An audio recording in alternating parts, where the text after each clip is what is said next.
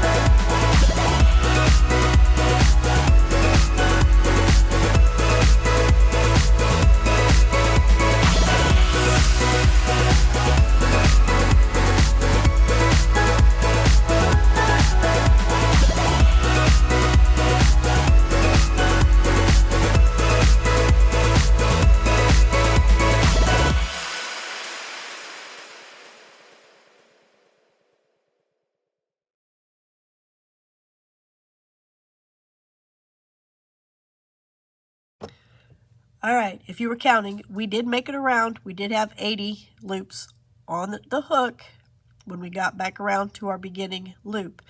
That little spot where I went back here in the white, I ripped out a few stitches and started over. I actually did like a chain stitch. I pulled through and then pulled through again. So if you didn't catch that, that's what happened when I went back over here. So now that we're back around to 80, what I'd like to do is put my stitch marker right there on my hook, like you would do if you was knitting. And with this, I'm going to do a, let's do a knit 2, purl 2. So what we're going to do is, all right, so knit,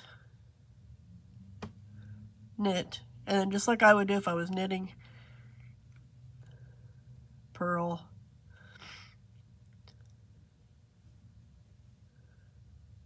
purl. With that, I just bring my yarn forward and purl like normal. Knit, knit, purl, purl, just like I would do if I was doing Tunisian crochet and knitting in the round. I do have to give myself some more cable though, because I need some more.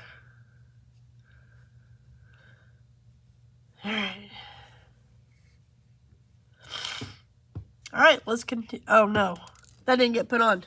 Oh no. Well, phooey. It's not a problem.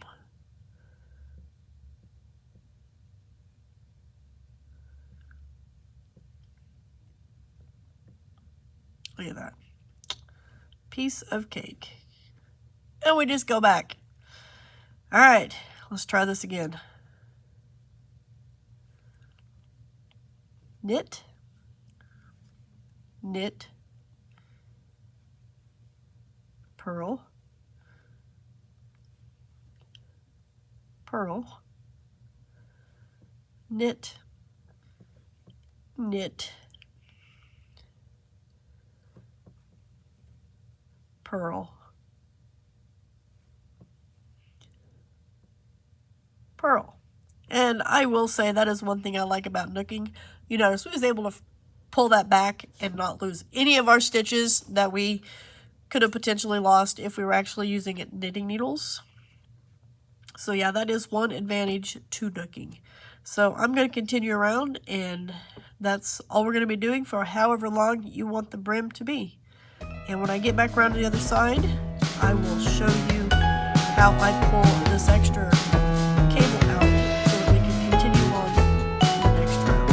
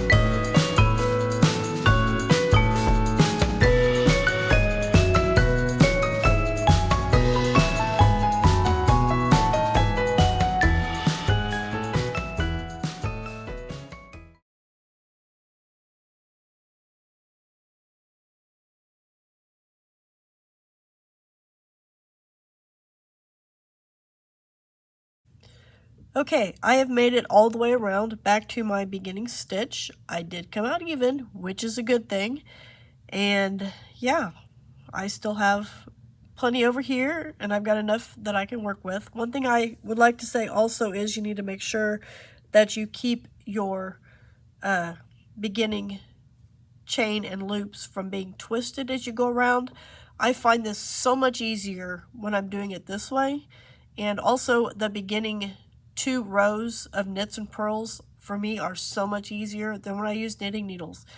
When I use knitting needles, I am Mrs. Fumble Fingers, and I have a terrible time, you know, trying to get stitches to, you know, cooperate with me and not be too loosey-goosey and have a fairly, you know, same tension on all of them. So when I get back around, back to this, I get back around, I like to go a few stitches on. So we'll do a few more stitches here, and then I will pull out my return, or not my return, I'll pull out my cable.